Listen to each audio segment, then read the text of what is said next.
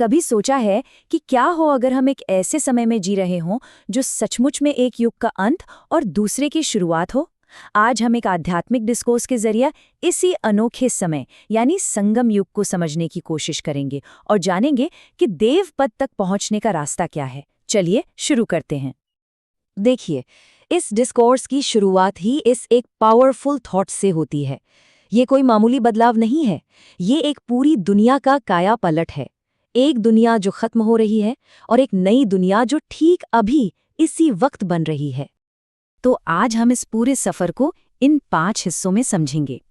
पहले देखेंगे कि दुनिया की हालत कैसी है, फिर संगम युग के आने का मतलब क्या है, परमात्मा का क्या कर्तव्य है, याद का रास्ता क्या है और आखिर में देवता बनने का लक्ष्य क्या है।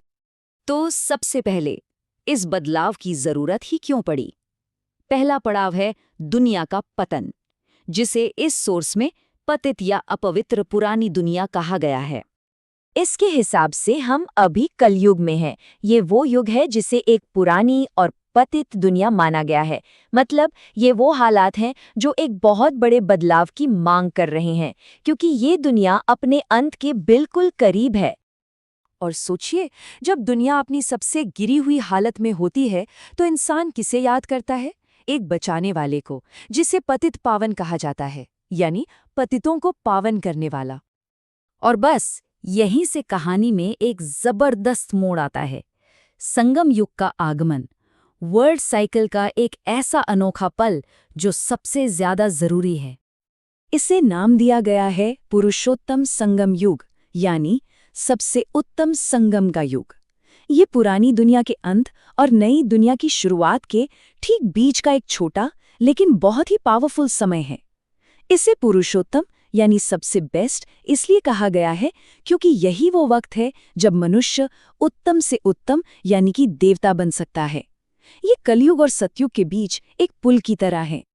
ये कंपैरिजन देखिए, सब कुछ एकदम साफ हो जाता है। एक तरफ है कलयुग की पतित घोर अंधियारे वाली दुनिया और दूसरी तरफ है सतयुग की पावन नई दुनिया का वादा। संगम युग सिर्फ इन दोनों को जोड़ने वाला एक पुल नहीं है, बल्कि ये तो वो वर्कशॉप है जहां पतित आत्माएं खुद को पावन बनाने का काम करती हैं। तो सवाल उठता है कि ये बदलाव लाता कौन है? यहीं पर हमारा अगला सेक्शन आता है, पिता का दिव्य कर्तव्य। यानी इस पूरे ट्रांसफॉर्मेशन में परमात्मा की भूमिका क्या है? पिता का रोल बहुत बड़ा है। वो एक साधारण शरीर में आते हैं, उनका ड्यूटी है पतितों को पावन करना। वो राजयोग सिखाकर स्वर्ग की स्थापना करते हैं और ये सब कुछ एक गरीब निवास की तरह करते हैं, बिना कुछ भी वापस मांगे। सोर्स के मुताबिक ये ड्यूटी हर 5000 साल के साइकिल में दोहराया जाता है।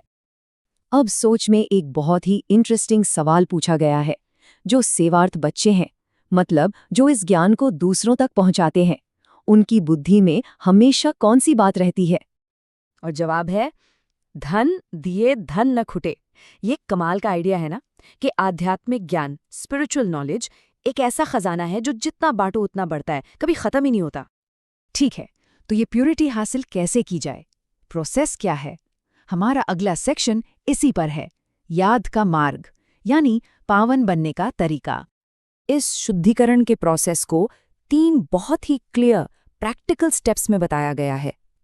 पहला, सभी अपवित्र देह संबंध और लगाव को छोड़ना। दूसरा, खुद को शरीर से अलग एक आत्मा समझना। और तीसरा, केवल एक को याद करना। और ये जो तीसरा कदम है वो इस एक कमांड में छिपा है, मामेकम, याद करो, यानी सिर्फ मुझे याद करो। यही वो स्पिरिचुअल फायर है, वो योग अग्नि है जिसमें पिछले जन्मों के बुरे कर्मों का बोझ, जिसे विकर्म कहा गया है, वो जलकर भस्म हो जाता है और आत्मा फिर से अपनी ओरिजिनल प्योर स्टेट में आ जाती है। और कमाल की बात यह है कि सोर्स ये दावा करता है कि ये इंस्ट्रक्शन कोई नया नहीं है, बल्कि यही गीता का असली सार है। और ये ज्ञान ठीक संगम युग में तब दिया जाता है जब पुरानी दुनिया विनाश की तरफ बढ़ रही होती है। चलिए अब आते हैं सबसे आखिर में, कि इस सब का डेस्टिनेशन क्या है, मंजिल क्या है? वो है देवता बनना। संगम युग में राजयोग सीखने का मकसद बिल्कुल साफ बताया गया है। एक आम इंसान से ट्रांसफॉर्म होकर एक देवी या देवता बनना, और सिर्फ बनना ही नहीं बल्कि आने वाली नई दुनिया का मालिक बनना। ये चार्ट इस पूरी यात्रा को बहुत अच्छे से दिखाता है। संगम युग में ज्ञान लेकर आप ब्राह्मण बनते हैं, जो कि सबसे ऊंची मानवीय अवस्था है। फिर यही ब्राह्मण आत्माएं जब पावन हो जाती हैं तो नई दुनिया यानी सतयुग में देवता बनती हैं। और फिर जैसे जैसे साइकिल आगे बढ़ता है, वही आत्माएं क्षत्रिय वर्ण में आती हैं। मतलब साफ है, देवता बनने के लिए पहले ब्राह्मण बनना जरूरी है। तो एक देवता में होता क्या है? उनमें होते हैं दैवी गुण, और इन सभी गुणों में सबसे ऊपर है पवित्रता, प्योरिटी। यही वो गुण है जो उन्हें इंसानों से अलग बनाता है। और यही देवता सतयुग के शासक होते हैं, जैसे लक्ष्मी और नारायण। और जो लोग इस रास्ते पर चलते हैं, उनके लिए एक बहुत पावरफुल शब्द इस्तेमाल किया गया है, गुप्त वॉरियर्स, यानी ऐसे योद्धा जो दुनिया की नज़रों से छिपे हुए हैं। उनकी लड़ाई किसी बाहरी दुश्मन से नहीं है, बल्कि अपनी ही कमजोरियों और पुराने कर्मों से है। और वो अपने इसी सेल्फ ट्रांसफॉर्मेशन से एक नया युग लाने का काम कर रहे हैं।